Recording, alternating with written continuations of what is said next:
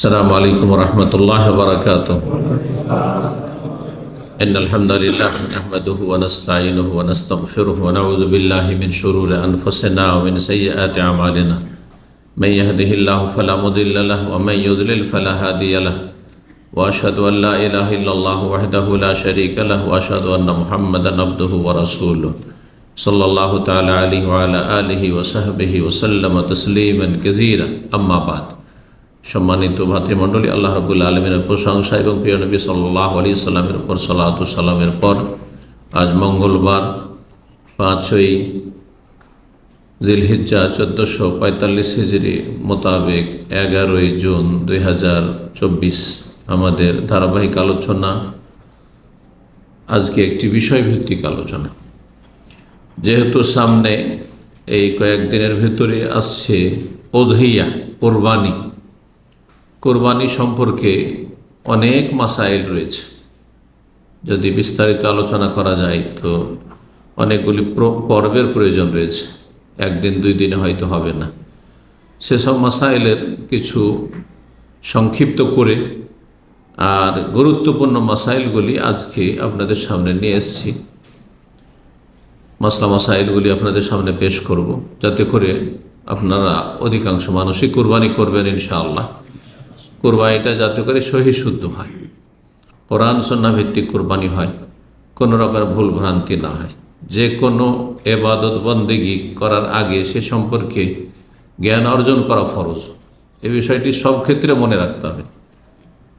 নামাজ পড়ার আগে নামাজ শিক্ষা ফরজ, রোজা রাখার আগে রোজা শিক্ষা ফরজ, জাকাত দেওয়ার আগে জাকাত শিক্ষা ফরজ, কোরবানি করার আগে কোরবানি শিক্ষা ফরজ।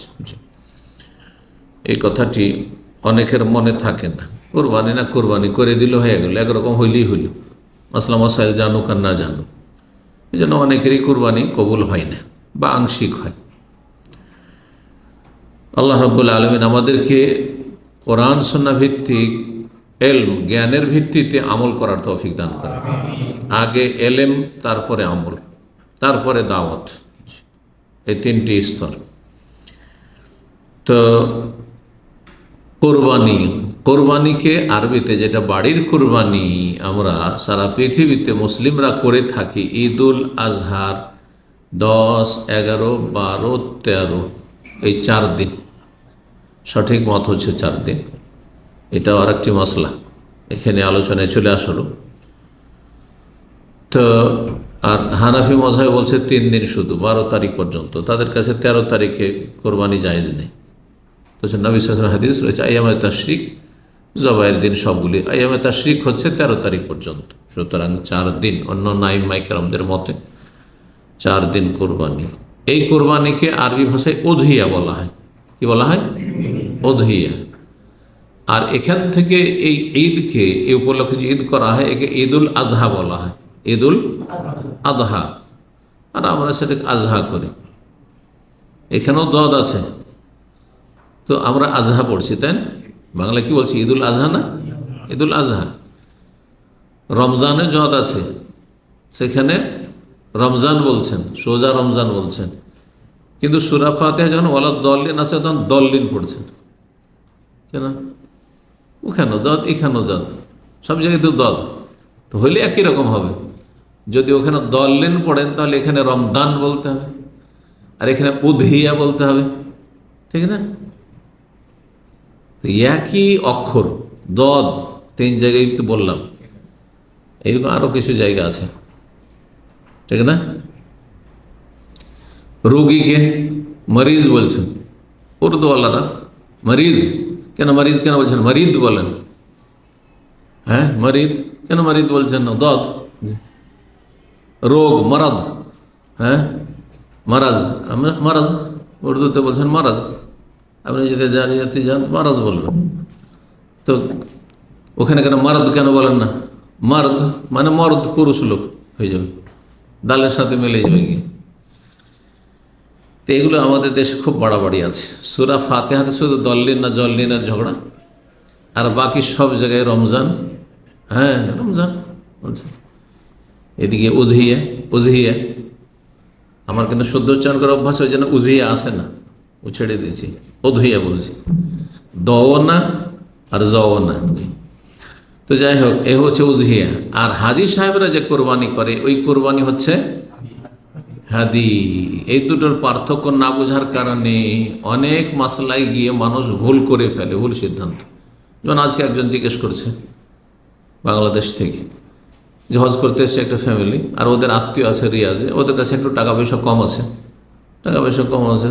তো মনে করছে যে আমাদের আত্মীয়দেরকে বলে দেবো টাকা পাঠাপাঠি আর কত করবে, ওরা রিয়াজে আমাদের কোরবানিটা করে নেবে, আমাদের হজের কোরবানি করে নেবে। হবে?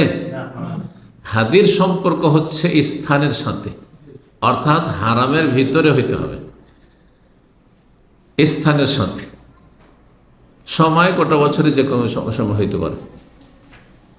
হাজিদের হলে শুধু এই হজের সময়, আর ওমরাতে এসো নবী সাল্লাল্লাহু আলাইহি ওয়াসাল্লাম হাদি নিয়ে এসছেন। আর উজহিয়ার সম্পর্ক হচ্ছে কিসের সাথে? সময়ের সাথে, স্থানের সাথে নয়। সেটা হচ্ছে এই 4 দিনের মধ্যে হইতে হবে, 10 থেকে নিয়ে 13 তারিখ পর্যন্ত। এই স্থানের সাথে সম্পর্ক নেই। আমেরিকা তো কোরবানি উজহিয়া হচ্ছে, বাংলাদেশে হচ্ছে, সৌদিতে হচ্ছে, সারা পৃথিবীতে যে কোনো জায়গায়। তো উজহিয়া মানে কোরবানি, যেটা আমাদের বাংলা বা উর্দু ভাষায় কি বলা হচ্ছে? কোরবানি। আল্লাহর সান্নিধ্য লাভ উদ্দেশ্য থাকে, এই জন্য নাম হয়েছে কোরবানি। এই কোরবানির কথা আল্লাহ রাব্বুল আলামিন কোরআনে বর্ণনা করেছে, সেটা হাদির কোরবানি হোক হাজিদের, অথবা উজহিয়ার কোরবানি হোক, দুটোকে শামিল। সূরা হজের আয়াত নম্বর 28, আয়াত নম্বর 34 সূরা হজের, এইরকমই আয়াত নম্বর 36, 37, এই আয়াতগুলি সবগুলি এই কোরবানি সংক্রান্ত। কোরবানি সংক্রান্ত। মহান আল্লাহ বলছেন 28 নম্বর আয়াতে, ফাকুলু মিনহা, এই কোরবানির গোশত থেকে তোমরা হাদি হোক উজহিয়া হোক খাও। ওয়া আত'ইমুল বাঈসাল ফাকির, অসহায় দরিদ্রদেরকে খাও। যারা অসহায় দরিদ্র গরিব মানুষ তাদেরকে খাও। তাই নিজে খেতে বলেছেন আর অভাবীদের খাইতে বলেছেন। রব্বুল আলামিন সূরা হজ আয়াত 34 বলছে, ওয়ালিকুল্লি উম্মাতিন জাআলনা মানসাক, প্রত্যেক জাতির জন্য আমি মানসাক মানে কোরবানির বিধান দিয়েছি। নসক কোরবানির বিধান প্রত্যেক জাতিতে, প্রত্যেক উম্মতকে দিয়েছি। যেমন সিয়াম আগের উম্মতের উপর ফরজ ছিল, ওই রকম কোরবানির বিধান আগের উম্মতের উপর ছিল। লিয়াযকুরু ইসমাল্লাহ, যাতে করে আল্লাহর নাম তারা স্মরণ করতে পারে, আল্লাহর জিকির করতে পারে। আল্লাহর নাম জিকির আল্লাহর ইবাদত, বিসমিল্লাহ বলে জবাই করা। আলা মা রাযাকাহুম, যা তাদেরকে আমি দান করেছি, মিন বাহিমাতিল আনাম, গবাদি পশু থেকে। এই জন্য কোরবানি একটি মাসলা হচ্ছে, কোরবানি হবে গবাদি পশু থেকে, গৃহপালিত পশু। আর সেগুলি হচ্ছে শুধুমাত্র কি? শুধুমাত্র উট আর গরু আর তারপরে হচ্ছে গানাম। ওর মধ্যে যতগুলি ক্যাটাগরি আছে, গরু যত রকমের হোক না কেন। আর গরুর একটা ধরন মহিষ, সুতরাং মহিষের কোরবানি যায়, যদিও মাসলাতে কেউ কেউ ইখতিলাফ করেছে, কেউ যেন মহিষ চলবে না, কিন্তু মহিষও এক ধরনের গরু। বিশেষ করে যেসব দেশে গরু নিষিদ্ধ, যেমন ভারতে অনেক স্টেটে, শুধু ইউপি না, অনেকগুলি স্টেটে প্রদেশে ভারতে নিষেধ আছে। 28টা স্টেটের মধ্যে অধিকাংশগুলিতে নিষিদ্ধ আছে। তো পশ্চিমবঙ্গে আলহামদুলিল্লাহ এখনও বৈধতা আছে। কলকাতা গেলে আপনি মুসলিম হোটেলগুলিতে গরুর গোশত দিয়ে ভাত খেতে পাবেন, কিন্তু এটা আপনার অবগতি যেন অনেকে জান, যেহেতু কলকাতা, তাই না? অনেকে জানা নেই। ভারতের অন্য কোনো শহরে আপনি হোটেলে গরুর গোশত পাবেন না, কোনো শহরে পাবেন না। আমার জানা মতো দক্ষিণ ভারতে এক একটা শহর থাকতে পারে শুনেছি, কিন্তু কলকাতায় আছে। কলকাতা ছাড়া পশ্চিমবঙ্গের কোনো শহরে পাবেন না, কোনো জায়গায় পাবেন না গরুর গোশত দিয়ে। সে কেউ গোপনে খাচ্ছে, সেটা তো ওটা তো আর বৈধতা নেই, কিন্তু এটা ইংরেজ আমল থেকে আইন করা আছে যে মুসলিম হোটেলে তারা গরু রাখতে পারবে। এই জন্য যেসব মুসলিম হোটেলগুলি কলকাতাতে আছে আর গরুর গোশত পাবেন না, ওতে লেখা আছে, স্টিকার লাগানো আছে, নো বিফ। একসময় আমরা গেছি যৌবনকালে কলকাতা, তো নো বিফ, গরুর গোশত খেতে যাবো, তো দেখছি নো বিফ লেখা আছে, গরুর গোশত নেই, চলো অন্য হোটেল যাই। তো যাই হোক, প্রত্যেক উম্মতকে আল্লাহ কি দিয়েছেন? কোরবানির বিধান দিয়েছেন। আর এই কোরবানি হবে গবাদি পশু থেকে, বাহিমাতুল আনাম, উট, যে কোনো রকমের উট হোক না কেন, উট হরি হল, আর নর মাদি যাই হোক, গরু যে কোনো গরু, পশ্চিমা গরু, পূর্বের গরু, অস্ট্রেলিয়ান গরু, যে কোনো গরু হোক না কেন। গানামের মধ্যে সামিল হচ্ছে দুম্বা দুম্বি, ভেড়া ভেড়ি, মেষ যেগুলো, আর বকরা বকরি সব সামিল। জি, এতে সবচাইতে উত্তম কুরবানি উট। এই জন্য আল্লাহ বিশেষ করে উটের কথা বলবো না যে আল্লাহ মিন শাআইরিল্লাহ, আল্লাহ নিদর্শন বলে আল্লাহ রাব্বুল আলামিন বর্ণনা করেছেন। জি, এই আয়াতের শেষে বলছেন, আয়াত নম্বর 36 সূরা হজের, ফাকুলু মিনহা, তোমরা নিজেরাও খাও। তার উত্তম হচ্ছে কোরবানি করে নিজে কিছুটা খাওয়া।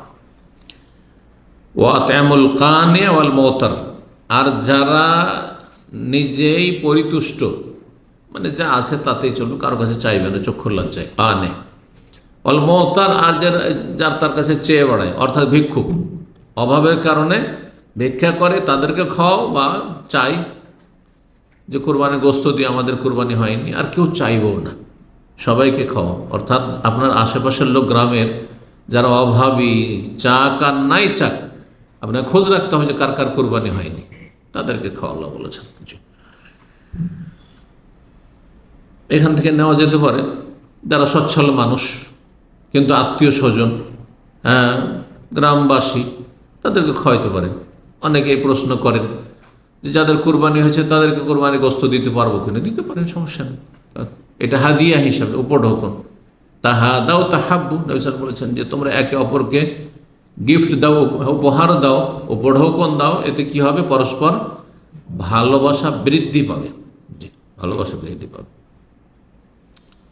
তারপরে অনেক সময় আপনার গরু হয়েছে, আরেকজনের খাসি হয়েছে, যার খাসি হয়েছে তাকে গরু দিলেন, হ্যাঁ, আর যার গরু হয়েছে সে খাসিওয়ালা খাসি গরু দিলেন, ইত্যাদি। এভাবে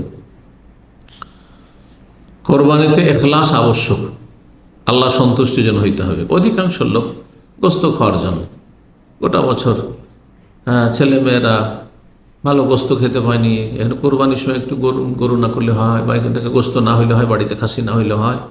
যারা খাসি পছন্দ করে খাসি, আর যারা গরু পছন্দ করে গরু। গোটা বছর তো খেতে পেলই না বাচ্চারা, গরিব মহলে এরকম একটা ধারণা আছে। তো আসলে মূল উদ্দেশ্য হচ্ছে গোস্ত খাওয়া। এই জন্য আমি মাঝে মাঝে বলি যে আল্লাহ আমাদের উপরে এই শেষ উম্মতের বড়ই রহম করেছে, বড়ই রহম করেছে।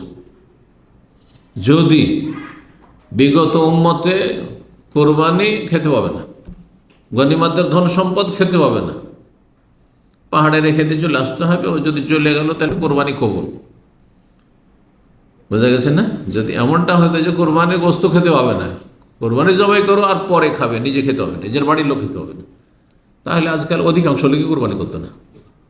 অধিকাংশ লোক কোরবানি করতো না, অল্প কিছু লোক হয়তো কোরবানি করত। কোরবানি আল্লাহর জন্য হইতে হবে। লা ইয়ানাল আল্লাহ লুহুমুহা ওয়ালা দিমাউহা, আল্লাহর কাছে কোরবানির গোস্ত পৌঁছে না, আর রক্ত পৌঁছে না। ওয়ালাকিন ইয়ানালুহুত তাকওয়া মিনহু, তোমাদের আল্লাহ ভীরুতা, কতটা আল্লাহর ভয় আছে। আল্লাহর কাছে কিছু পাওয়ার জন্য করছি, আল্লাহ সন্তুষ্টি হাসিলের জন্য, জান্নাত পাওয়ার জন্য করছি জবাই। যদিও আপনার অভাব থেকে প্রয়োজন থেকে খান, কিন্তু খাওয়াটা যেন লক্ষ্য উদ্দেশ্য না হয়, বা দেখানো উদ্দেশ্য না হয়। আজকাল যাদের পয়সা আছে তারা প্রতিযোগিতা করে কে কত দামি কোরবানি কিনতে পারে। ও যদি 1 লক্ষ কেনে, আমি 1.5 লক্ষের, বরং কোটি টাকা পৌঁছে দিচ্ছে। এদের কোরবানি নয়, এদের মধ্যে ইখলাস নেই। এরা মানুষকে দেখানোর জন্য করছে। এরা তাকওয়ার ভিত্তিতে আর ইখলাসের ভিত্তিতে কোরবানি করে না। যে আমলে ইখলাস নেই, তাকওয়া নেই, সে আমলে কোনো নেকি পাবে না, নেকি পাবে না। ইন্নামাল আমালু বিন্নিয়াত, মানুষের আমল নির্ভরশীল নিয়তের উপর। লোক দেখানো কাজ, খ্যাতি সোশ্যাল মিডিয়াতে অথবা এলাকায় দাপট যে আমি এত টাকার কোরবানি করতে পেরেছি। এই প্রতিযোগিতা ব্যাপক আকার, মারাত্মক আকার ধারণ করেছে, বিশেষ করে বাংলাদেশে মারাত্মক আকার ধারণ করেছে। আল্লাহ হেফাজত করুক, আখিরাতমুখী করুক এসব লোকদেরকে, আমাদের সকলকে। জি, কোরবানি শরীয়তের একটি স্বীকৃত সুসাব্যস্ত বিধান, এতে কোনো সন্দেহ নেই। হুকুম যাই হোক না কেন, ফরজ হোক আর সুন্নাত হোক, কিন্তু এটি সুসাব্যস্ত। কোরবানি অস্বীকার করার কোনো সুযোগ নেই। কোরআন কারীম দ্বারা প্রমাণিত রাসূলুল্লাহ সাল্লাল্লাহু আলাইহি ওয়াসাল্লামের হাদিস দ্বারা প্রমাণিত, কথার দ্বারা, আমল দ্বারা। সূরা কাউসারের আয়াত নম্বর 2 আল্লাহ বলছেন ফসল্লি লিরাব্বিকা ওয়ানহার, তোমার রবের জন্য সালাত আদায় করো এবং জবাই করো। এই জবাই করো মানে কুরবানি জবাই করো, এমনি জবাই নয়। ওয়ানহার মানে নাহার করো, নাহার বলা হয় ওট জবাই করা, দাঁড় করে জবাই করাকে, আর নাহার জবাইকেও কখনো কখনো বলা হয়। জি, ইবনে আব্বাস রাদিয়াল্লাহু তাআলা আনহু তাফসীর করেছেন যে নাহার হচ্ছে আন-নুসুক ওয়া যাবহু ইয়াউমুল আযহা, ঈদুল আজহার দিনে জবাই করাকে এখানে কোরআনের ভাষায় নাহার বলা হয়েছে। রবের জন্য সালাত পড়ো, দুটি তাফসীর, একটি হচ্ছে ঈদুল আজহার সালাত পড়ো, নামাজ পড়ে এসো, আর ওয়ানহার আর ঈদুল আজহার দিনে কোরবানি করো। তাহলে এই আয়াত ঈদুল আজহা সম্পর্কে নাযিল হয়েছে। আর একদল বলছেন যে এটি শুধু ঈদের সালাতকে শামিল না, বরং ফরজ সুন্নত সালাতকে শামিল। ফসল্লি লিরাব্বিকা, তৌহিদ এবং ইখলাসের আল্লাহ শিক্ষা দিয়েছেন, তাগিদ করেছেন। তোমার সালাত নামাজ হবে কার জন্য?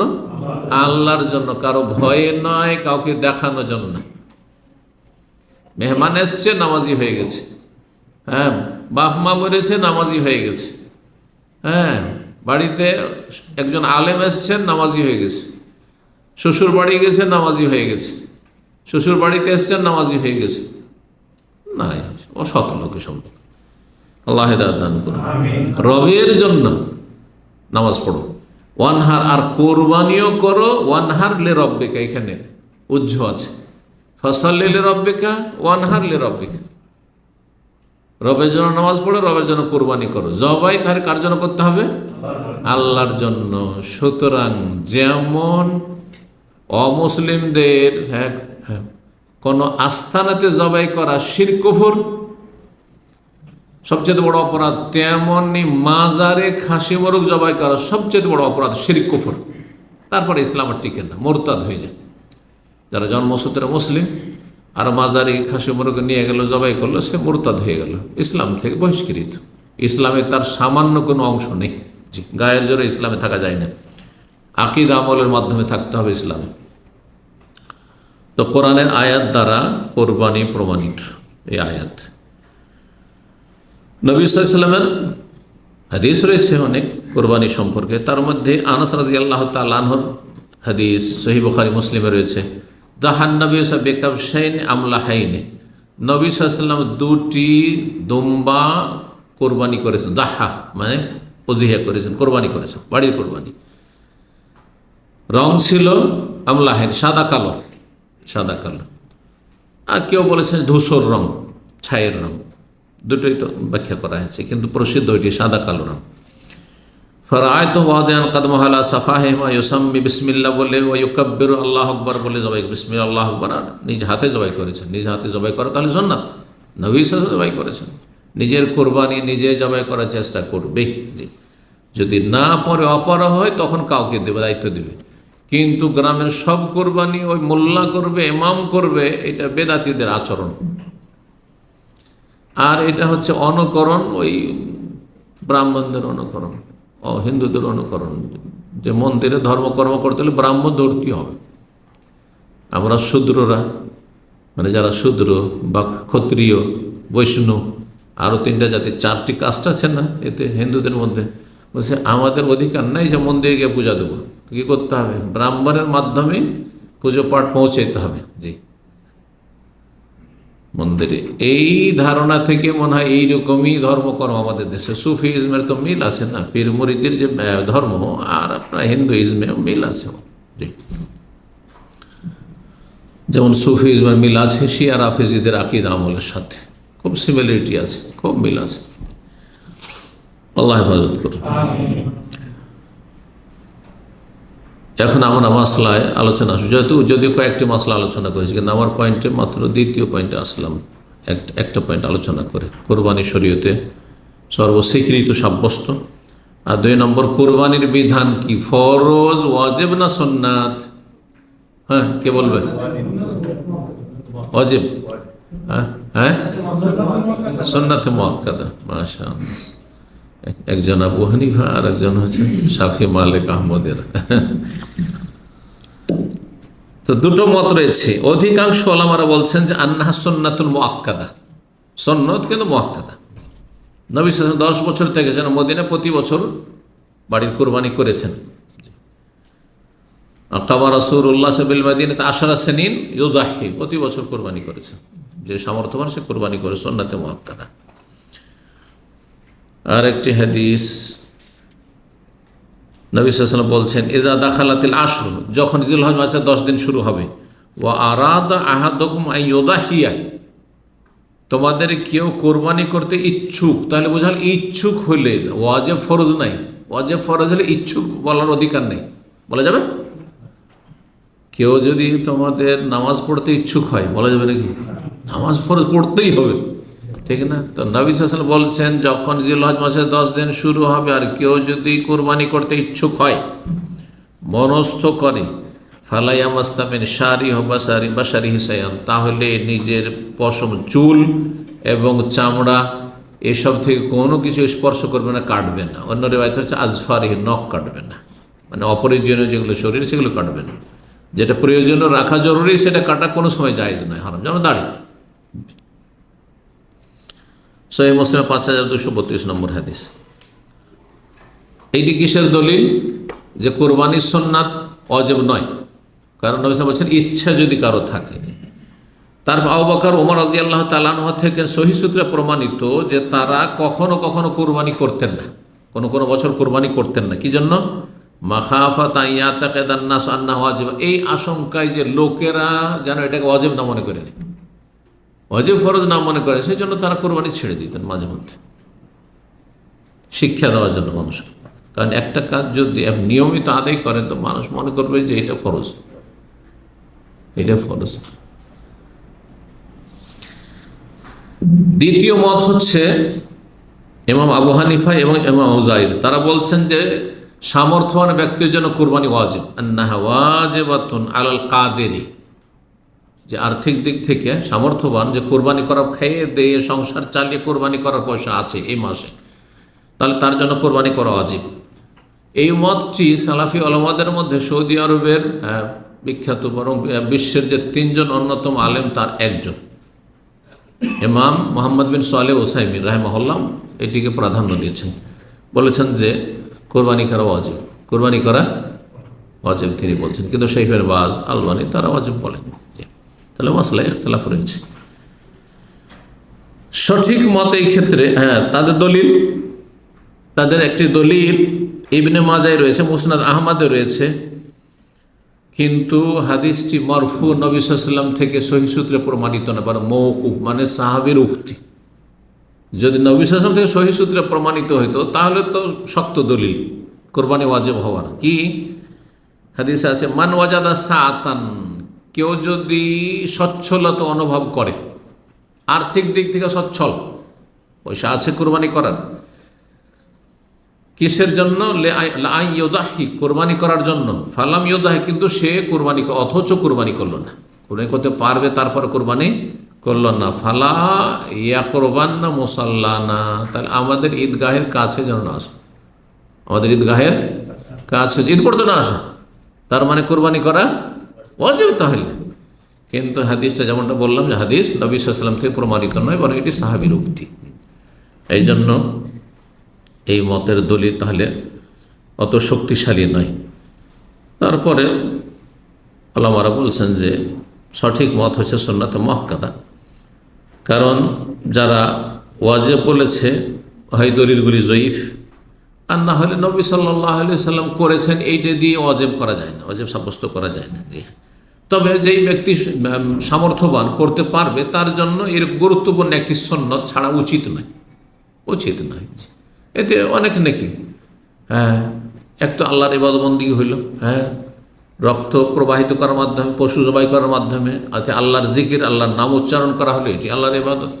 তারপরে ছেলে মেয়েদেরকে নিয়ে একটু আনন্দ ফুর্তি করে খাওয়া হলো, এটাও মানুষকে খুশি করা, নিজের পরিবার, স্ত্রী, ছেলে মেয়েকে খুশি করে, এটাও নেকির কাজ। তারপরে এই ওসিলাতে গ্রামের অভাবী বা আত্মীয় স্বজন তাদেরকে গোস্ত খাওয়ানো হলো, এর মাধ্যমে মানুষের সাথে সম্প্রীতি, ভালোবাসা বাড়লো। তো বহুমুখী উপকারিতা রয়েছে কোরবানিতে, রয়েছে, যেসব হিকমতগুলি বর্ণনা করা হয়েছে। কোরবানি প্রতিটি পরিবারের জন্য শরীয়ত সম্মত। প্রতিটি পরিবারের পক্ষ থেকে কমপক্ষে একটি করে কোরবানি হবে, একটি করে কোরবানি সুন্নাতে মুআক্কাদা, আর যারা বলেছেন ওয়াজিব তো ওয়াজিব। হাদিস এই মর্মে, যদিও হাদিসটি দুর্বল কিন্তু প্রসিদ্ধ হাদিস, ইন্না আলা আহলে কুল্লে বাইতিন, ইন্না আলা আহলে কুল্লে বাইতিন ফি কুল্লে আমিন উদহিয়া।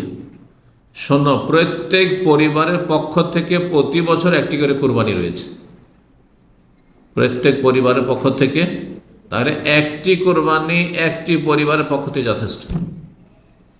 এই নয় যে একটা খাসি দিবেন, বলছে এটা এবছর আমার দিলাম, আর গত বছর দিয়েছি আমার স্ত্রীর পক্ষ থেকে, এবার আমার বড় ছেলের পক্ষ থেকে, তো আমার মেজো ছেলের ওই মেয়ের পক্ষ থেকে। এটা হানাফিরা করে কিন্তু না। একটি পশু একজন এবং তার পরিবারের সদস্য বলাও মেয়ে অলমারা বলছে 100 জনও যদি থাকে, ধরেন একজনের 4টা স্ত্রী আর ছেলে মেয়ে সব নিয়ে, এমনকি বৃদ্ধ বাবা মা যাদের আয় উপার্জন নেই, তার একসাথে খাওয়া দাওয়া করে 100 জনও যদি হয়, তো একটি পশু যথেষ্ট, একটি কোরবানি যথেষ্ট। সর্বনিম্ন তার সুন্নাতে মুআক্কাদা আদায় হয়ে গেছে। অতিরিক্ত যদি করে নফল, 2টা 4টা 5টা যদি করে সেটা নফল কাজ, মুস্তাহাব।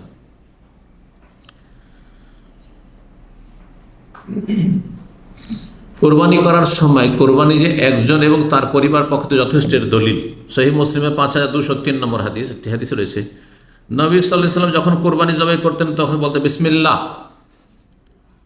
বিসমিল্লাহ, আল্লাহু আকবার বলতেন, আর বলতেন আল্লাহ তাকাব্বাল মিন মুহাম্মাদিন, আল্লাহ এটি কবুল করো মুহাম্মদ সাল্লাল্লাহু আলাইহি ওয়াসাল্লামের পক্ষ থেকে, ও আলে মুহাম্মদ, মুহাম্মদ সাল্লাল্লাহু আলাইহি ওয়াসাল্লামের পরিবারের পক্ষ থেকে। গোটা পরিবার নয় স্ত্রী, জি। তাদের যদি সন্তান থাকে তো সন্তানের সাথে শামিল, কারণ পরিবারের মধ্যে স্ত্রী এবং সন্তানরা শামিল, সন্তান। অমিন উম্মতে মোহাম্মদ, এবং মোহাম্মদ সাহেব উম্মতের পক্ষ থেকে, মোহাম্মদ সাহেব উম্মতের পক্ষ থেকে, পুরো উম্মতের পক্ষ থেকে। আর উম্মতের মধ্যে জীবিত মৃত সবাই আছে। আর এইভাবে সুন্নাত জীবিতর সাথে মৃতকে শামিল করা। শুধু মরার নামে কোরবানি, এটিও একটা তরিকা, বিনা দলিলের তরিকা, যেটি খুব বহুল প্রচলিত হানাফি সমাজে। এই বছর আমার মরা বাবার নামে করলাম, এই বছর মরা মায়ের নামে করলাম, এই বছর দাদার নামে করলাম, এই বছর দাদির নামে করলাম, এই বছর নানার নামে নারীর নামে, এইসব চলতে আছে। কোনো প্রমাণ নেই, একটি প্রমাণ নেই যে একটা গোটা ভাগ অথবা একটা গোটা খাসি বা উট নবী সাল্লাল্লাহু আলাইহি ওয়াসাল্লাম সাহাবীরা মৃতের নামে করেছেন, কোনো প্রমাণ নেই। তাহলে সুন্নত নাই, জায়েজ কিনা ইখতিলাফ আছে। একদল বলছেন না জায়েজ নাই, শুধু মৃতের নামে একটা ভাগ দেওয়া অথবা একটা খাসি দেওয়া বা একটা গরু দেওয়া জায়েজই নয় ওদের কাছে, কারণ প্রমাণ নেই। আর এক দল বলছে জায়েজ আছে। যারা জায়েজ আছে বলেছেন তারা 2 ভাগে বিভক্ত। একদম জায়েজ আছে কিন্তু সাদকা, আর সাদকা তুমি খেতে পাবে না, তাহলে পুরোটাই দান করো। আর এই ফতোয়া যদি চালু করা হয় তো মরার নামে কোরবানি করা সব বন্ধ হয়ে যাবে। আরে গোস্ত খেতে পাবো না তো কেন কোরবানি করবো, ঠিক না? ঠান্ডা হয়ে যাবে সব, বিনা দলিলে আমল করা ঠান্ডা হয়ে যাবে। আর এক দল বলছেন যে খেতে পারবে, বুঝছেন? সবাইগুলো এই ফতোয়া তাদের, কিন্তু দলিল যেমন বলে যে নবী সাল্লাল্লাহু আলাইহি ওয়াসাল্লাম সাহাবা কেরাম থেকে শুধু মৃত ব্যক্তির নামে একটা ভাগ অথবা পশু আলাদা করে কোরবানি করেছে, এইটা অমুক মৃত আত্মীয়র নামে, এটা প্রমাণিত নয়, কোনো প্রমাণ নেই। দলিলে কি আছে? জীবিতর নামে তার সাথে মৃতকে শামিল করুন। আপনি আপনার স্ত্রী ছেলে মেয়ে আর তার সাথে আল্লাহ আমার বাবা মা মারা গেছে, দাদা দিদি মারা গেছে, নানা নানি মারা গেছে, সবকে শামিল করলাম। আমার ভাই বোনেরা কেউ মারা গেছে তাদেরকেও শামিল করলাম, সবকে শামিল করে, সমস্যা নেই। অমিন উম্মতে মোহাম্মদ, মোহাম্মদ সাল্লাল্লাহু আলাইহি ওয়াসাল্লাম উম্মত, কত উম্মত, যার মধ্যে কত কি কোরবানি করেছে করেনি, মারা গেছে, অনেকে মারা গেছে, অনেকে জীবিত, সবার পক্ষ থেকে। তাহলে জীবিত মৃত সবার পক্ষ থেকে নবী সাল্লাল্লাহু আলাইহি ওয়াসাল্লাম কি করেছেন? একটি কোরবানি জবাই করেছেন। জি, এভাবে জায়েজ, এটাই সুন্নাত সম্মত। নিয়তটাকে যত প্রশস্ত করবেন তত নিয়ত গুণে বরকত, এটা আমাদের দেশীয় ভাষা। নিয়ত গুণে, যেমন নিয়ত তেমন বরকত। আমি একাই নেকি নেব না, সবাইকে নেকিতে শামিল করবো, এই একটা কোরবানি করে, এটি সুন্নতি তরিকা। 4 নম্বর কোরবানির হেকমত। হেকমত মানে রহস্য, তত্ত্ব, গরজ কি, লাভ কি, অনেক হিকমত রয়েছে। তার দু একটি দিকে ইঙ্গিত করেছি। 1 নম্বর হচ্ছে আত্তাকাররুব ইলাল্লাহ তাআলা, কোরবানির মাধ্যমে আল্লাহ নৈকট্য অর্জন করা, সান্নিধ্য লাভ করা, আল্লাহর কাছাকাছি হওয়া। যত ইবাদত বন্দেগী করবেন বহুমুখী, তত বেশি আল্লাহর কাছাকাছি হবে। 2 নম্বর হচ্ছে আল্লাহর গোলামির জন্য প্রশিক্ষণ নেওয়া। আল্লাহর উবুদিয়ত, গোলামি আমরা প্রতিটি ক্ষেত্রে করার চেষ্টা করব। দৈহিক ইবাদতের মাধ্যমে, তারপরে বাচনিক ইবাদতের মাধ্যমে, অন্তরের ইবাদতের মাধ্যমে, আর্থিক ইবাদতের মাধ্যমে, আল্লাহর নাম উচ্চারণ করার মাধ্যমে, হ্যাঁ, পশু জবাই করার মাধ্যমে, যেমন সাদকা, আর্থিক ইবাদত তো সাদকাও, কিন্তু সেখানে রক্ত প্রবাহিত করা হয়নি, তাই না? কিন্তু এইখানে কোরবানির পশুর রক্ত আল্লাহর সন্তুষ্টির জন্য প্রবাহিত করে আর আল্লাহর নাম উচ্চারণ করে আল্লাহর সান্নিধ্য লাভ করা। তো বহুমুখী ইবাদতের মাধ্যমে কি করা? আল্লাহর গোলামের জন্য তরবিয়ত নেওয়া। সূরা আন-নামের আয়াত নম্বর 162 রয়েছে, কুল হে নবী তুমি বলো, হে মুসলিম বলো, ইন্না সালাতি ওয়া নুসুকি ওয়া মাহইয়ায়া ওয়া মামাতি লিল্লাহি রাব্বিল আলামিন, নিশ্চয়ই আমার সালাত, আমার কোরবানি, আমার জীবন, আমার মরণ সব কার জন্য? আল্লাহর জন্য, সব কিছু আল্লাহর জন্য। সুতরাং আমি আমার এই যে পশু জবাই করব, এটা আল্লাহর জন্য। পশু জবাই করে আল্লাহ সান্নিধ্য লাভ করছি। 3য় হেকমত হচ্ছে আল্লাহর একত্বের ঘোষণা, তৌহিদের ঘোষণা এবং আল্লাহর নাম উচ্চারণ করা জবাইয়ের সময়। কার নাম উচ্চারণ করছেন? আল্লাহর। আর কার নাম উচ্চারণ করছেন না? কাফের গায়রুল্লাহ নাম উচ্চারণ করছে, কেউ খাজার নাম উচ্চারণ করছে, কেউ গৌসে আজমের নাম উচ্চারণ করছে, বড় পীরের নাম উচ্চারণ করছে, কেউ উচ্চারণ করছে আপনার দেবদেবীর নাম, আর আপনি উচ্চারণ বিসমিল্লাহ আল্লাহু আকবার, আল্লাহর নামে শুরু করছি। আল্লাহ সবচেয়ে বড়, আল্লাহ সবচেয়ে বড়।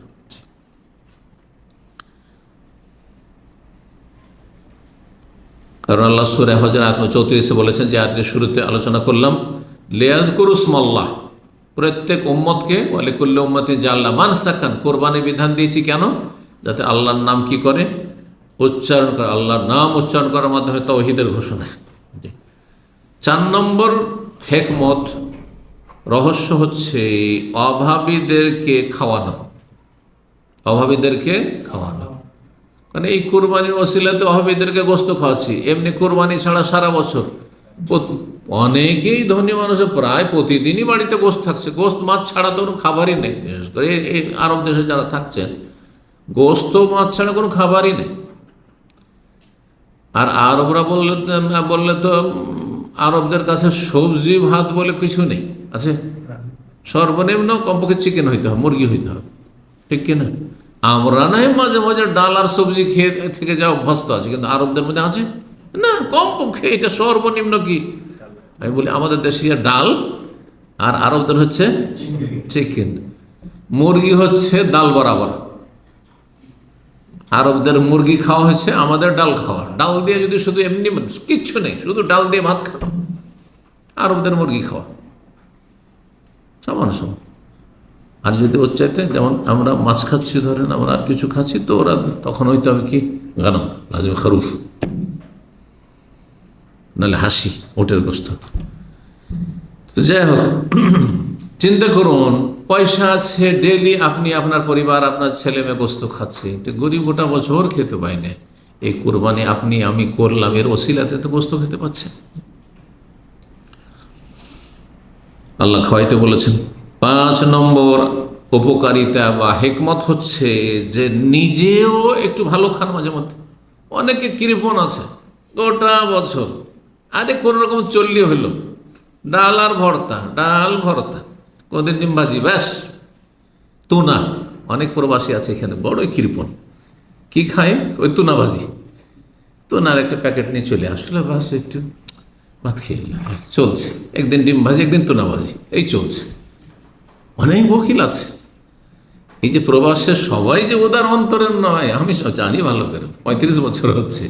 কিছু আছে মাশাআল্লাহ মন বড়ার, কিছু আছে একটা রিয়াল খরচ করলে ও বড় মুশকিল, অসুস্থ হয়ে পড়ে, পেট খারাপ হয়ে যাবে, নাড়ি খারাপ হয়ে যাবে। আল্লাহ হেদায়েত করে। তো এরা মনে করে যে টাকা দেশে পাঠাইতে হবে, টাকা এখানে ইনকাম করছি কারণ কেন সব দেশে পাঠাইতে হবে। আরে দেশে পাঠাইতে হবে, কিন্তু সব দেশে পাঠাইতে হবে, জীবনকে কষ্ট দেয়, এইটা ভুল। এটা হচ্ছে বড় কৃপণতা, নিজের নফসের নিজের জীবনের উপর কৃপণতা। অপর ক্ষেত্রে তো আছেই। তো এখন নিজেও খেলেন একটু, এই কোরবানির মৌসুমের ওসিলে একটু গোস্ত খেলেন, না হলে 700-800 টাকা কিলো। বাংলাদেশে কত টাকা করে কিলো গোস্ত গরুর? 700-800, আর 700-800 করে গোস্ত কিনে খাবে না কৃপণ লোক, পয়সা থাকলেও খাবে না, ওই পোলট্রি খাচ্ছে খুব বেশি, আর না হইলে ওই ডাল ভাত চলছে। আর মেলা রকম দেশে সবজির তো অভাব নেই, নিজের পরিবারকেও খাওয়াইলেন। জি, এটাও একটা ইবাদত, এটাও একটা নেকির কাজ। জি। 6 নম্বর হেকমত হচ্ছে আল্লাহর নিয়ামতের শুকরিয়া আদায় করা। আল্লাহ নিয়ামত দিয়েছেন, বহুমুখী নিয়ামত, তার মধ্যে একটি ধন সম্পদের নিয়ামত। সম্পদের নিয়ামতের শুকরিয়ার একটা দিক হচ্ছে যে কোরবানি করা। আল্লাহ পয়সা দিয়েছেন, অনেককে আল্লাহ দেননি, এই যে নিয়ামত দিয়েছেন, কি শুকরিয়া? কোরবানি করার মধ্যে আল্লাহর শুকরিয়া জ্ঞাপন করছেন আপনি। জি। কোরবানির গোস্তের ভাগ বন্টন কেমন হবে? কারণ আল্লাহ খেতেও বলেছেন আর খাওয়াতেও বলেছেন। আমাদের 5 নম্বর পয়েন্ট আজকের। এই ক্ষেত্রে বিভিন্ন মত রয়েছে, নানা মত রয়েছে ফোকাহাদের, ওলামাদের। আব্দুল্লাহ বিন আব্বাস রাদিয়াল্লাহু তাআলা আনহু থেকে একটি মত বর্ণিত হয়েছে যে 3 ভাগ করবে, 1/3, 3 ভাগের 1 ভাগ খাবে, নিজের পরিবার খাবে। ওয়ায়ুতইমু মান আরাদা সুলুস, আর যাকে ইচ্ছা, আত্মীয় স্বজন বন্ধু বান্ধব যাকে ইচ্ছা আপনি সচ্ছল লোকদেরকে খাওয়াবেন 1 ভাগ, 3 ভাগের 1 ভাগ। ওয়ায়াতাসাদ্দাকু আল মাসাকিনা বিস-সুলুস, আর 3 ভাগের 1 ভাগ গরিব মিসকিনকে দান সাদকা করবেন। তাহলে 3 ভাগের 1 ভাগ গরিব অভাবীদের জন্য, 3 ভাগের বা আত্মীয় স্বজনদের জন্য, গ্রামবাসীর জন্য, আর 3 ভাগের 1 ভাগ হচ্ছে নিজের পরিবারের জন্য। এটি ইবনে আব্বাস রাদিয়াল্লাহু তাআলা আনহু বর্ণিত, নবী সাল্লাল্লাহু আলাইহি ওয়াসাল্লাম থেকে এমন কোনো বর্ণনা নেই। সেই জন্য এটাকে সুন্নত মনে করা আর এটাকে একবারে চূড়ান্ত এমন করা যে করতেই হবে, বরং যেখানে গ্রাম্য একটা কি আছে, ওই যে সর্দার মণ্ডলের সিস্টেম আছে আমাদের দেশে, ওতে আপনি কোরবানি জবাই করে পুরো গোস্ত বাড়িতে নিয়ে আসার অধিকারী রাখেন না। জামাত বলে, ওইটা গ্রামের জামাত বলে আমাদের অঞ্চলে। হ্যাঁ, সমাজ, আপনাদের সমাজে, আমাদের দেশে জামাত বলে, সর্দারি জামাত। ওই জামাতে জমা করে আসতে হয়। হানাফিদের মধ্যে এটা আরও বেশি রয়েছে, একবারে শক্তভাবে, কড়াকড়িভাবে। আর আহলেদিসের মধ্যেও কিছু জায়গাতে আছে। কী করতে হবে? 3 ভাগের 1 ভাগ দিয়ে চলে আসতে হবে, বাকিটা নিয়ে আসেন আপনি। বাকিটা নিয়ে এসে তখন আপনি আপনার মতো খানার বিতরণ করেন। 1 ভাগ গরিব মিসকিন করবেন না কি করবেন সেটা এরকম করে, কোনো দলিল নেই, কোনো দলিল নেই। এই জন্য এই ক্ষেত্রে সঠিক আমল হচ্ছে যেমন প্রয়োজন তেমন আপনার কাজ হবে। যদি দেখেন যে আমাদের গ্রামে এলাকায় গরিবের সংখ্যা বেশিটাই দান করে দেবেন। যদি দেখেন যে না গরিব বেশি নাই, আত্মীয় স্বজন আর গ্রামবাসী এরাই বেশি, বন্ধু মহল আমার বেশি, ওদেরকে বেশি খাওয়াইতে হবে, বেশিটাই খাওয়াইয়ে দেন, পুরোটাই খাওয়াতে সমস্যা নেই। অল্প স্বল্প কিছু রাখলেন বাড়িতে, গরিবও কম আর আত্মীয় স্বজন, বন্ধু বান্ধব মহল বেশি করে খাওয়াই দেন। আর যদি দেখেন আমি নিজেই অভাবী, আমার পরিবার গোটা বছর গোস্ত খেতে পায় না, গ্রামের লোক তো সবাই মোটামুটি খাচ্ছে, সেই সব লোকগুলিকে আবার খাওয়াবার কী বা প্রয়োজন রয়েছে? তাহলে আপনি অধিকাংশটা আপনি আপনার পরিবারের জন্য রেখে নেন, কোনো অসুবিধা নেই, কোনো অসুবিধা নেই, সবটাই জায়েজ। أهلا وسهلا حياك الله شيخ، أهلا في الدرس، جزاك الله خير، بارك الله فيك. السلام عليكم. 2 নম্বর মত হচ্ছে 2 ভাগ করবে। 1 হলো নিসফ ইয়াতাসাদ্দাকু বিনিসফ, অর্ধেক খাবে এবং অর্ধেক দান খেরাত করবে। 3 নম্বর হচ্ছে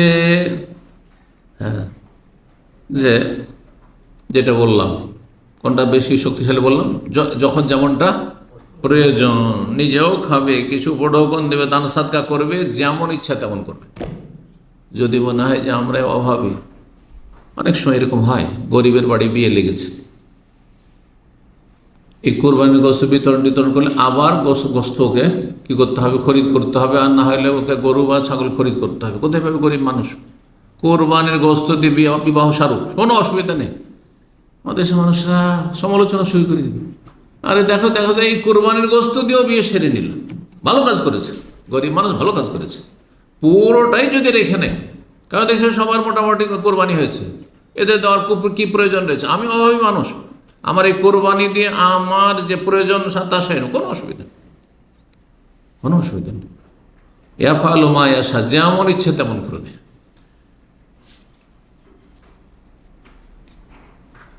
কোরবানি আপনি একটা খরিদ করে নিয়েছেন, অথবা আপনি পুষেছেন বাড়িতে, মানে নির্ধারিত করে দিয়েছেন, আর তারপরে সেটা যদি অক্ষম হয়ে যায়, পা ভেঙে গেল অথবা চোখ কানা হয়ে গেল, এমন কিছু হয়ে গেল, তাহলে কোরবানি করতে পারবেন কিনা? এই দোষগুলি দেখে কোরবানি কিনতে পারবেন না। কানা অথবা ল্যাংড়া খোঁড়া, বোঝা গেছে, কোরবানি কিনতে পারবেন না দেখে শুনে। কিন্তু কোরবানি কেনার পরে যদি এই রকমের দোষ যুক্ত হয়ে যায়, তাহলে ওলামারা বলেছেন যে কোরবানি করবেন, কারণ আপনি যখন কোরবানি কিনেছেন তখন সেটা ছিল সুস্থ ছিল আর দোষমুক্ত ছিল, আর সেটা আল্লাহর জন্য আপনি ছেড়ে দিয়েছেন, অফ করে দিয়েছেন, আল্লাহর জন্য নির্ধারিত হয়ে গেছে। যখন নির্ধারিত হয়ে গেছে ওই অবস্থাতে কোরবানি করবেন, আর আপনার ওজর আল্লাহর কাছে গ্রহণযোগ্য, জি, কোনো অসুবিধা নেই। কোরবানি পরিবর্তন করতে হবে না, যে পাটা ভেঙে গেল বা চোখটা কানা হয়ে গেল তো এই কোরবানিটাকে বিক্রি করি বা রেখে দিদি আর একটা কিনি, কোনো প্রয়োজন নেই, জি, সেটি কোরবানি করতে পারবেন।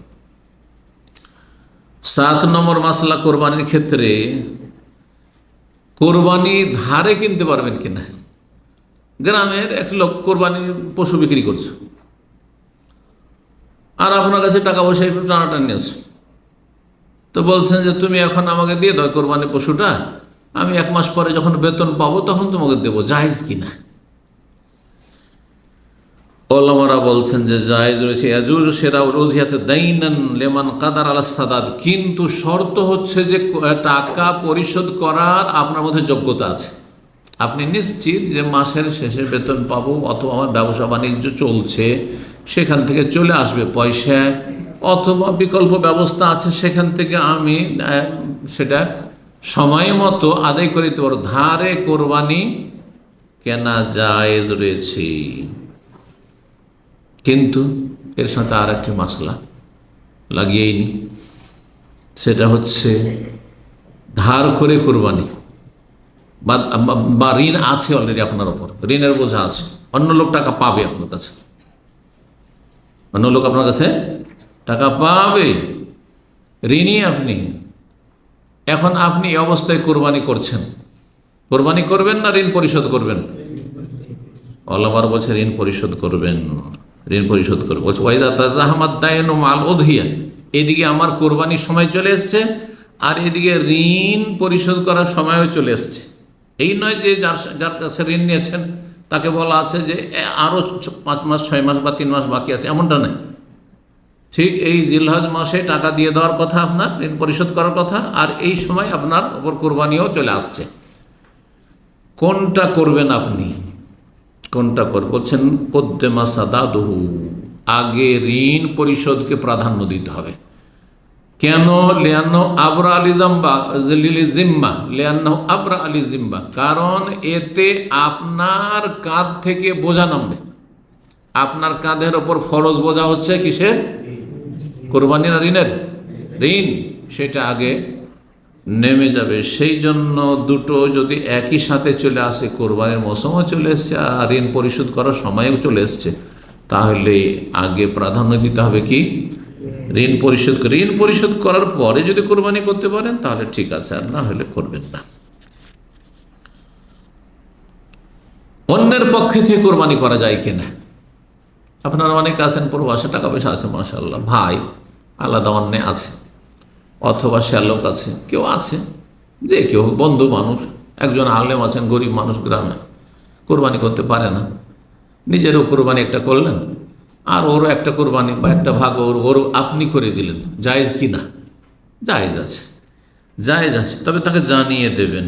বলছি ইয়াজুজ আন তুযাহি আন গায়রিকাল আজিজ, যেই ব্যক্তি অপারগ, অপারগের পক্ষ থেকে আপনি কোরবানি করতে পারবেন বেশারতে ইজনি, তার অনুমতি করবে, তাকে বলবেন যে আপনার পক্ষ থেকে আমি কোরবানি করতে চাই। ফাইনলাম কারণ আজিজান, সে যদি অভাবী না হয় নিজেই কোরবানি করতে পারবে। তো আসল হচ্ছে যে সেটি তার দায়িত্ব, তার দায়িত্ব, আপনি কেন দিতে যাবেন? তাহলে আপনি করার কোনো প্রয়োজন নেই। জি, কয়টি মশলা হলো? 8 হয়েছে মনে হয়, 8 হয়েছে। 9 নম্বর হচ্ছে অভাবীদেরকে কোরবানি দেওয়া। তার পক্ষ থেকে কোরবানি করলেন, কোরবানি কি? কোরবানি পশু দিয়ে দিলেন তাকে, একটা কোরবানি পশু অভাবীদেরকে দিয়ে দিলেন। এটা দেওয়া যাবে কি? যাবে না। ধরেন 5টা গরু কিনলেন আর গ্রামের 5 জন গরিবকে, অথবা একটা গরুতে ভাগ, অনেক গরিব আছে যাদের কোরবানি নেই, সবকে বলে তোমরা একটা করে ভাগ নিয়ে নাও, এই 5টা গরু তোমাদের জন্য, 5 সাথে 35 জন তোমরা এতে শরিক হয়ে যাও। করা যাবে কি না? যাবে। সহিহ বুখারীতে হাদিস রয়েছে, নবী সাল্লাল্লাহু আলাইহি ওয়াসাল্লাম কোরবানির মৌসুমে সাহাবায়ে কেরামদেরকে কোরবানির পশু দিয়েছেন। তুমি এই উট নাও, তুমি এটা নাও, তুমি এটা নাও, তুমি এটা নাও, এভাবে দিয়ে দিয়েছেন। তুমি যে তোমার মতো করে কোরবানি করো, জায়েজ রয়েছে। 10 নম্বর মাসলা হচ্ছে যেই ব্যক্তি কোরবানি করতে ইচ্ছুক, যিনি অভিভাবক, যিনি মূল ব্যক্তি, তার জন্য জিলহজ মাসের চাঁদ ওঠার পরে সে নর হোক অথবা নারী হোক, পুরুষ হোক অথবা নারী হোক, যার পক্ষ থেকে আসল ব্যক্তি কোরবানি হচ্ছে তার তার সাথে যারা আছে তারা নাই। অর্থাৎ বাড়ির অভিভাবক আপনি কোরবানি করছেন, আর এই কোরবানি আপনার পক্ষ থেকে, আপনার স্ত্রীর পক্ষ থেকে, আপনার ছেলে মেয়ের পক্ষ থেকে, বোঝা গেছে কিনা?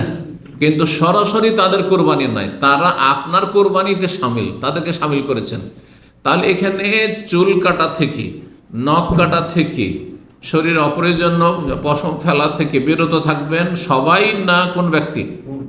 মূল ব্যক্তি, যিনি কোরবানি করতে ইচ্ছুক। এই মর্মে কয়েকটি হাদিস রয়েছে।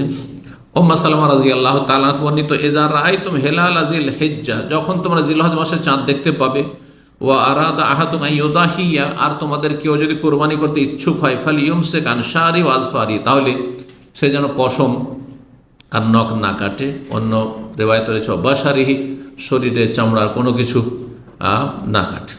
এমনকি নখের পাশে অনেক সময় ধরেন একটু আপনাকে ডিস্টার্ব করছে, কষ্ট দিচ্ছে, বেশি যদি কষ্ট দেয় তাহলে জায়েজ সালামা বলেছেন, কিন্তু এমনিতে বিনা প্রয়োজনে কোনো কিছু কাটবে না। জি, এই ক্ষেত্রে নর নারী সমান। কোনো মহিলা কোরবানি করছে, হতে পারে মহিলা মূল, তিনি কোরবানি করছেন, তার ছেলে হয়তো বিধবা অথবা তালাক প্রাপ্তা, তিনি কোরবানি করেছেন, তার পয়সা আছে, বা এমনি যে আমার কোরবানি, আমারও কোরবানি, স্বামী স্ত্রী দুজনই কোরবানি করছে, এটাও তো হইতে পারে। আপনি কোরবানি করছেন আর আপনার স্ত্রীও কোরবানি করছে, আমার কোরবানি, এটা আমার কোরবানি, তাহলে তখন আপনার স্ত্রীকে কী করতে হবে? এসব থেকে বিরত থাকতে, চুল কাটা থেকে আর নখ কাটা থেকে।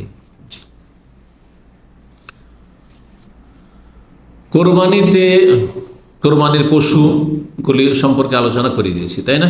কোরবানির পশু হচ্ছে গবাদি পশু, বাহিমাতুল আনাম, আর গবাদি পশু হচ্ছে আল বাইর মানে উট, আর আল বাকার গরু, আর আল গানম আর ছাগল। এগুলির যে কোনো ক্যাটাগরি হোক না কেন, যে কোনো শ্রেণীর হোক না কেন, যদি গরু আর উট হয় তাতে 7 জন শরিক হতে পারবে, তাতে 7 জন শরিক হতে পারবে, 7 জনের বেশি নয়। যদি একটি হাদিস 10 জন সম্পর্ক রয়েছে, আর কিছু কিছু ওলামারা জায়েজ বলেছেন উটের ক্ষেত্রে, কিন্তু প্রসিদ্ধ যেহেতু 7 জন, তো 7 জনই ক্ষান্ত থাকা উচিত। জি, আল্লাহ তাআলা আলাম, সতর্কতা অবলম্বন করে। তো 7 জন করে গরুতে অথবা উটে শরিক হওয়া জায়েজ। এখানে আরেকটি মাসলা তাহলে আলোচনা করে দিই, যখন শরিক হলেন, ভাগে কোরবানি নিলেন, তো একটা ভাগ একজনের পক্ষ থেকে হবে না একজন এবং তার পরিবারের পক্ষ থেকে হবে? এ বিষয়টি তো বড় ইখতিলাফ রয়েছে। এখানে ইখতিলাফের সুযোগ আছে, দ্বিমত করার সুযোগ আছে, কারণ এটা ইজতিহাদি মাসলা। বুঝছেন না? কিন্তু কোনখানে সুযোগ নেই? বলছে শরিকানা কুরবানি নেই, ভাগই নেই, ভাগটা সফরের মাসলা। হ্যাঁ, এটা একেবারে উম্মতের ফতোয়ার খেলাফ। আর একটু আহলে হাদিসদের ফতোয়া না, আহলেদের মধ্যে দুই একজন ভুল ফতোয়া দিয়েছে, সেই ফতোয়া মোটেই আমলযোগ্য নয়, গ্রহণযোগ্য নয়। কথা বোঝা গেছে? ক্লিয়ার কথাবার্তা। জি, তাহলে শরিকানা কুরবানি উটে আছে আর গরুতে আছে। এখন যখন শরিক হইলেন তো একটি ভাগ একজন এবং তার পরিবারের পক্ষ থেকে যথেষ্ট কি না? একদল বলছেন যে হ্যাঁ যথেষ্ট, কারণ একটি ভাগ সমান একটি ছাগল, একটি ভাগ সমান একটি ছাগল। আর এই মতটি শক্তিশালী, কারণ নবী সাল্লাল্লাহু আলাইহি ওয়াসাল্লাম জিহাদের ময়দানে যখন গনিমতের সম্পদগুলি পেতেন আর ভাগ করতেন, তখন ছাগল কাউকে কাউকে ছাগল দিতেন একটা করে, আর এক ছাগল সমান করতেন 7 উট। জি, মানে 7 ভাগ উটের, একটা উট আর 7টি ছাগল। তাহলে একজনকে 7টা ছাগল আর আরেকজনকে একটা উট। এর বোঝা গেছে? তার মানে যখন একটি ছাগল একজন এবং তার পরিবারের পক্ষ থেকে যথেষ্ট, এটি সঠিক মত, তাহলে ঠিক ওর সমান হচ্ছে একটা ভাগ যেহেতু, সুতরাং একটি ভাগ একজন এবং তার পরিবার পক্ষ থেকে যথেষ্ট। এই মতটি বিশ্বের সবচেয়ে বড় আলেম এই যুগের বিংশ শতাব্দীর শেখ আবদুল্লাহ ইবনে বাজ রাহিমাহুল্লাহ, তিনি বলছেন যে একটি ভাগ উটের বা গরুর একজন এবং তার পরিবারের সদস্যদের পক্ষ থেকে যথেষ্ট। তার মানে একজন যদি ভাগাও দেয়, সে নিয়ত করতে পারবে ছাগলের মতো যে আল্লাহ এইটি আমার পক্ষ থেকে এবং আমার পরিবার স্ত্রী ছেলেমেয়ের পক্ষ থেকে। পক্ষান্তরে আরেক দল বলছেন যে না, একটি ভাগ একজনের। তাহলে একজন যদি ভাগ দেয়, তাহলে ভাগে সে হয়তো নিজের জন্য করে, নিজের পক্ষ থেকে করবে, আর না হয় নিজের স্ত্রীর পক্ষ থেকে, না হলে আমার অমুক ছেলের পক্ষ থেকে, না হয় অমুক মেয়ের পক্ষ থেকে। জি, তো সহি মত যেটি বললাম যে একজন এবং তার পরিবার পক্ষ থেকে যথেষ্ট। জি,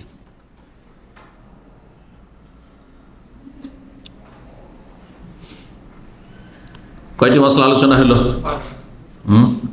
11টি হয়েছে। 11, যে 10, 11।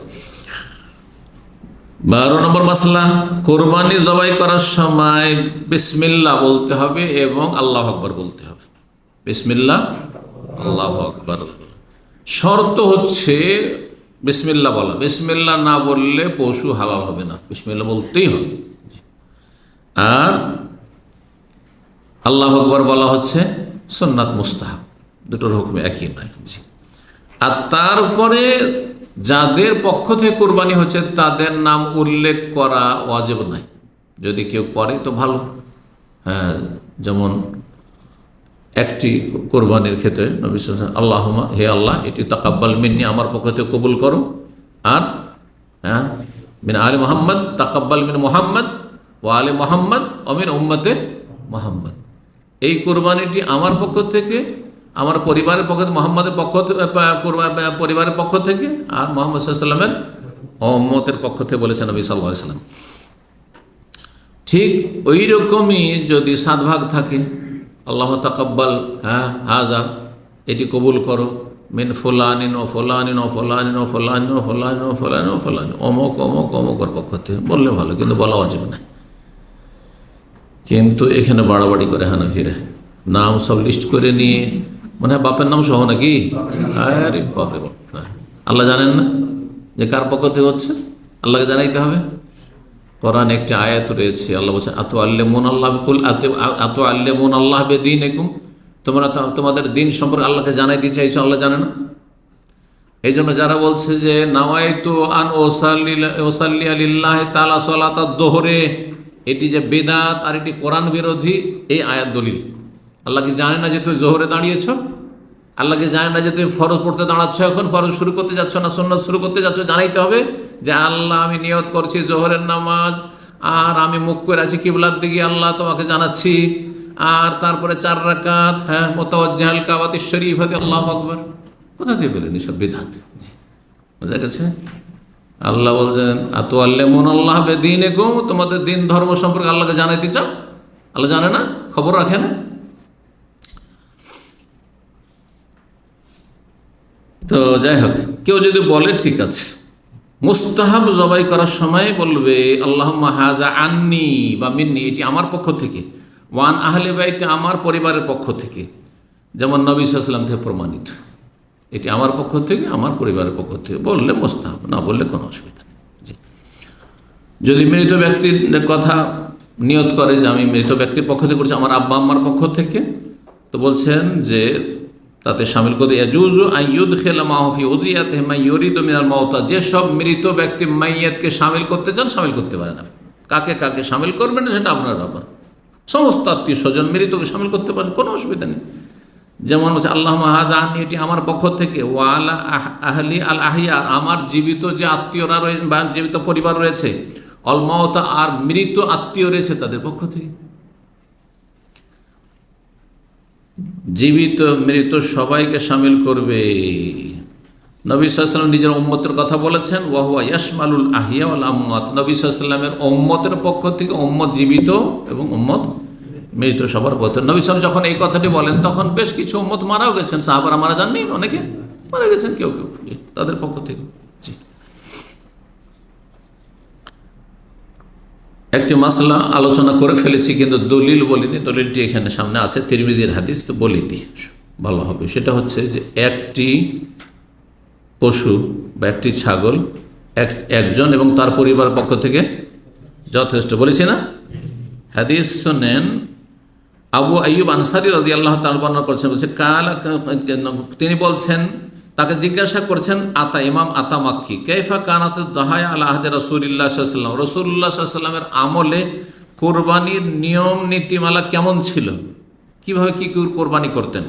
ফাকালা কানার রাজুল ইউদাহি বিশাতে, যে কোনো পুরুষ ব্যক্তি কোরবানি করত একটি ছাগল, আনহো মানে নিজের পক্ষ থেকে, আর ওয়ান আহলে বাইতিহি নিজের পরিবারের সদস্যদের পক্ষ থেকে।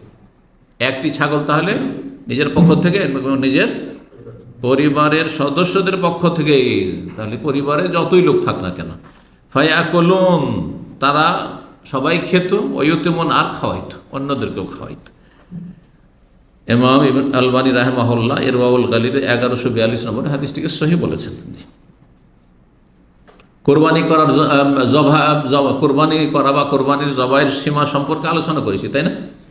কোরবানি জবাইয়ের শেষটা তো বলে দিছি যে টোটাল সময় হচ্ছে 4 দিন, কিন্তু শুরু হবে কোন সময় থেকে?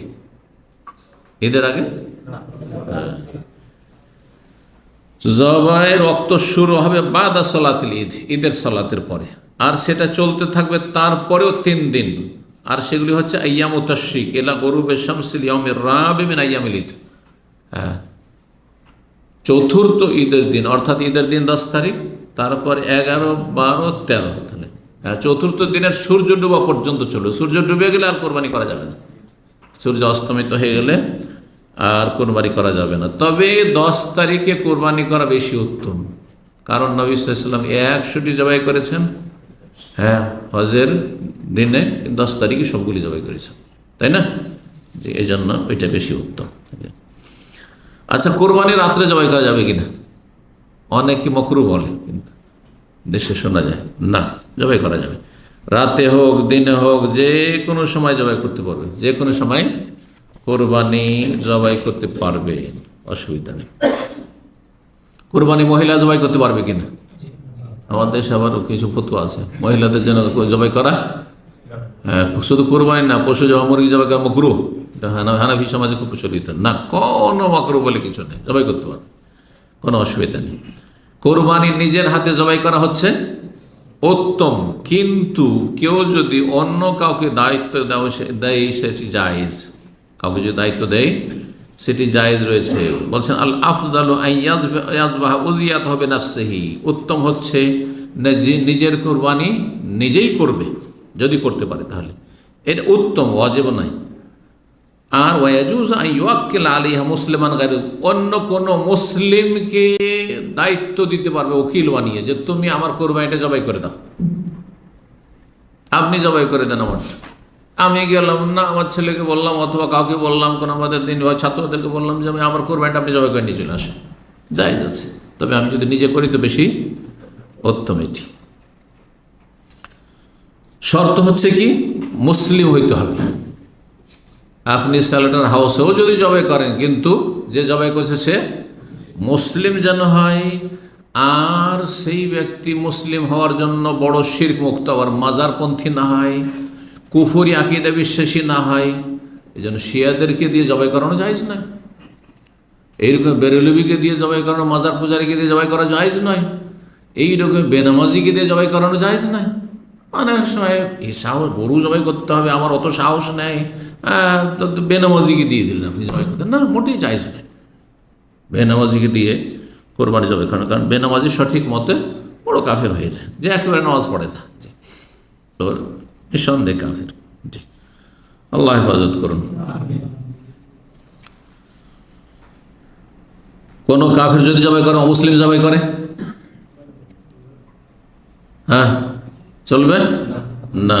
চলবে না, জায়েজ না। মুসলিম জবাই করতে হবে। কোরবানি জবাই করবে মুসলিম জবাই করবে। দেখেন, এমনি যদি ইহুদি খ্রিস্টান আহলে কিতাব জবাই করে এমনি পশু, তো তার গোস্ত খেতে পারবেন, কিন্তু কোরবানি জবাই করার ক্ষেত্রে আপনি ইহুদি নাসারাকে জবাই করলে হবে না, আপনাকে জবাই করে খেতে হবে। উযহিয়াতু তারিকিস সালাহ, সর্বশেষ মাসলা, প্রায় 20টার মতো বয়ান করা হয়ে গেছে। যেই ব্যক্তি বেনামাজি, নামাজ পড়েন না, তার কোরবানি হবে? বেনামাজি তো বড় কুফরি করলো, তাহলে যখন সে ব্যক্তি বড় কুফরি, তারই কোনো আমল কবুল হয়নি, তার নিজের কোরবানি কবুল হবে না। কোরবানি কবুল হবে না তো আপনার কোরবানি করবে, জবাই করবে কেন? আর ওটাই কেন কবুল হবে? জি, তো বলছে তারিকুস সালাত লা তাহিল্লু যাবিয়াতু ওয়ালা তুকাল, যে ব্যক্তি সালাত ত্যাগকারী নাম বেনামাজি, তার জবাই করা খাওয়া হালাল নয়। কেন? সঠিক মত হচ্ছে যে তারিকুস সালাত হচ্ছে কাফের। অস্বীকার করলে সবার কাছে কাফের, আর যদি অবহেলা করে, আর এক ওয়াক্তও পড়ে না, বা একাদ ওয়াক্ত কখনো পড়ছে, তাহলে কাফের। অধিকাংশ সময় পড়ছে, মাঝে মধ্যে গাফিলতি হয়তো, সেই ক্ষেত্রে বড় দ্বিমত রয়েছে। এই ক্ষেত্রে অধিকাংশ ওলামারা বলছেন তা কাফের বলা যাবে না। ধরে 4 ওয়াক্তই পড়ছে, কিন্তু ফজরে গাফিলতি, ফাসেক, কাফের বলা যাবে না। আর আরেক দল বলছেন না, যখনই ছাড়বে তখনই কাফের হয়ে যাবে। যাই হোক, কুফরির মানে ঝুঁকি আছে, তার জন্য কুফরির ঝুঁকি আছে, হতে পারে সে কুফরির ওপর তার মরণ হয়ে যেতে পারে। আল্লাহ হেফাজত করুন, 5 ওয়াক্ত সালাতের হেফাজতের তৌফিক দান করুন। জাযাকুমুল্লাহ খাইরান। ওয়া সাল্লাল্লাহু আলা নবিয়িনা মুহাম্মদ ওয়া আলা আলিহি ওয়া সাহবিহি আজমাইন।